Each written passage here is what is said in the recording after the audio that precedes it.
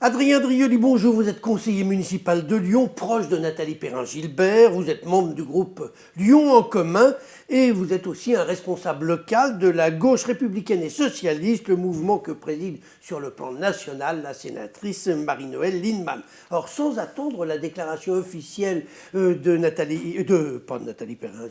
Najat Vallaud-Belkacem qui a annoncé ce week-end qu'elle était officiellement candidate, vous étiez déjà rangé derrière elle pour les régionales depuis un bon moment. Est-ce que vous êtes déçu déjà par vos amis écologistes que vous soutenez quelqu'un qui leur fait qui est concurrence?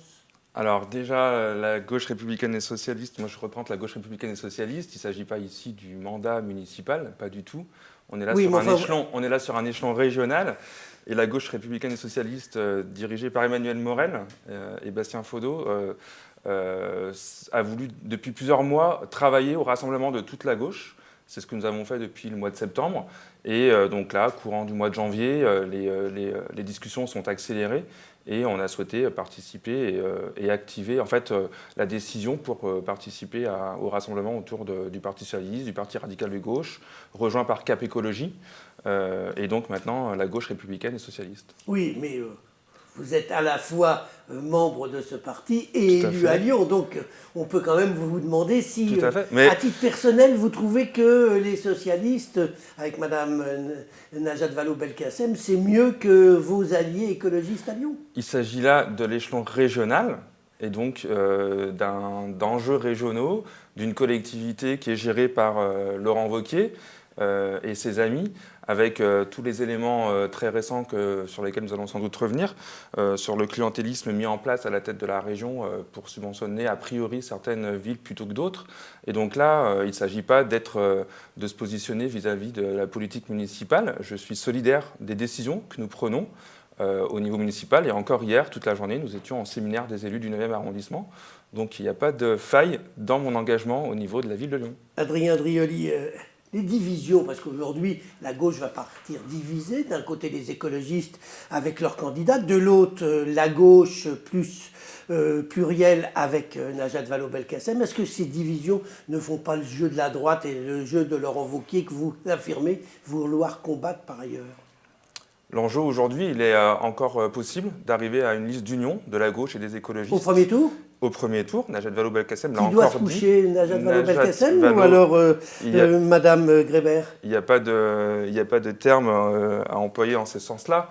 Il s'agit là de construire une union, pas de se retirer sans avoir un certain nombre d'éléments de programme et donc de représentation de toutes les sensibilités politiques. Najat Vallaud-Belkacem l'a encore dit, elle est prête à discuter jusqu'au dépôt des listes, jusqu'au premier tour. Et nous le disons aussi, la gauche républicaine et socialiste le dit, nous devons porter, moi j'ai eu Fabienne Grébert au téléphone, et d'autres responsables politiques en leur disant qu'il y avait un risque que la gauche soit éventuellement absente du second tour. Certains n'y croient pas. Moi je pense que la force d'une union au premier tour est plus importante que le rassemblement ensuite au second tour. Il faut continuer à y travailler. Nous le disons à la gauche républicaine et socialiste de partout en France, et nous le disons encore plus en Auvergne-en-Alpes. Mais Najat Vallaud-Belkacem s'est imposée, s'est intronisée elle-même. Elle ne s'est pas imposée. Elle s'est pas imposée. Il y avait Jean-François Debat qui semblait... Jean-François Debat ainsi que d'autres militants socialistes, dans le cadre des discussions avec toutes les forces politiques, ont même émis l'hypothèse d'un rassemblement derrière Fabienne Grébert, si c'était la condition pour pouvoir avancer vers l'union, c'est de dire le pas qui était fait par le Parti socialiste et par Najat Vallaud-Belkacem. Les conditions n'ont pas été proposées par les écologistes, dont acte. C'est de la faute aux écolos, alors. Dont acte. Aujourd'hui, la campagne commence. Et donc, les discussions continuent si elles sont nécessaires pour pouvoir aller vers l'union. Alors, vous avez parlé de clientélisme et on a effectivement entendu des informations selon lesquelles Laurent Wauquiez aurait fait beaucoup de clientélisme. Mais quand on regarde ce qui s'était passé dans le précédent mandat, on dit par exemple que Bourg-en-Bresse avait été terriblement favorisé par la gestion de Jean-Jacques Ayrault et de Jean-François Debat, qui était l'un de ses principaux vice-présidents. Qu'est-ce que vous répondez à ça? Je crois que pour le coup, il faut regarder exactement les éléments chiffrés. Là, nous le voyons sur un certain nombre de départements. On a également des interviews, a priori, où on entend, où on reconnaît la voix de responsables politiques régionaux d'envergure si on ne se trompe pas, ce serait sans doute la voix de Laurent Wauquiez qu'on entend, parler de Villeurbanne, etc., affirmer un certain nombre de choses. On est là dans un système qui subventionne plutôt certaines villes que d'autres. Il faudra démontrer si c'est avéré. La justice, a priori, a été saisie par des élus. Je vois le maire de Villeurbanne, Laurent Wauquiez aussi.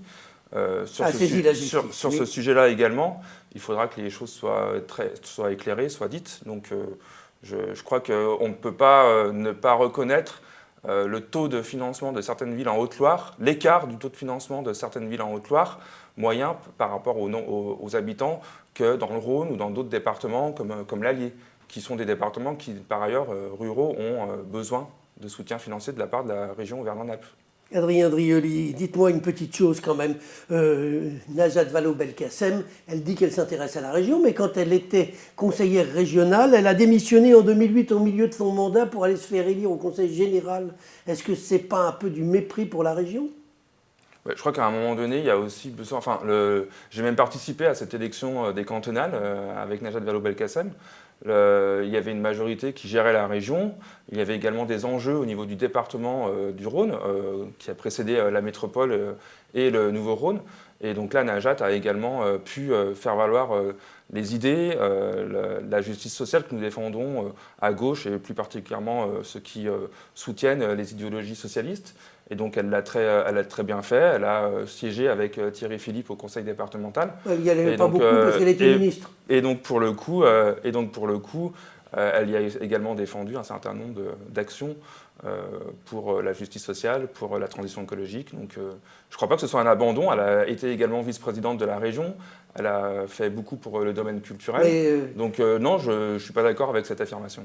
C'était une question parce qu'elle était partie en cours de mandat, vous le confirmez, puisque vous avez fait sa campagne au département. Avant de nous quitter, Adrien Drioli, vous avez évoqué tout à l'heure le 9e arrondissement où vous êtes élu. Alors, un récent, pas le dernier, mais un récent conseil d'arrondissement, vous avez déclaré que les caméras, la vidéosurveillance aboutit à affaiblir la tranquillité des Lyonnais. Est-ce que ça affaiblit pas plutôt la tranquillité des trafiquants ? Alors pour le coup, on est là encore sur un sujet municipal. Je tiens quand même à rappeler que je suis ici en tant que gauche républicaine et socialiste et pas en tant que Lyon en commun, parce que c'est quand même des éléments qu'il faut respecter, l'engagement des uns et des autres. Les militants et les élus de Lyon en commun sont engagés individuellement, peut-être pour certains dans les régionales, mais le mouvement en tant que tel n'est pas engagé dans les régionales. Sur la question du 9e arrondissement, j'ai affirmé ces éléments-là avec d'autres éléments qui n'ont pas été repris malheureusement, où j'ai dit à multiples reprises pendant cette intervention en fin de conseil d'arrondissement sur la vidéo-verbalisation que la question de la sécurité locale reposait sur deux jambes, la question de la répression, mais également une politique engagée sur la prévention. Et donc on ne peut pas uniquement voir une politique de sécurité locale basée uniquement sur le tout robot, c'était mes mots, et donc l'investissement massif depuis 20 ans dans la vidéosurveillance. Où j'ai bien indiqué que la vidéosurveillance n'était pas une vidéo qui protégeait, puisqu'on emploie souvent le mot de vidéoprotection, et qu'il fallait à la fois, et je vais terminer mon raisonnement, qu'il fallait à la fois une politique reposant sur des actions de prévention développées et une politique de répression, ce qui n'a pas été fait. Et c'est ce déséquilibre qui affaiblit la sécurité des Lyonnaises et des Lyonnais. Ce n'est pas uniquement la question de la vidéosurveillance, c'est le déséquilibre entre les politiques de prévention et de répression. Eh bien, on vous aura entendu, on aura au moins entendu votre explication jusqu'au bout. Adrien Drioli, je vous remercie.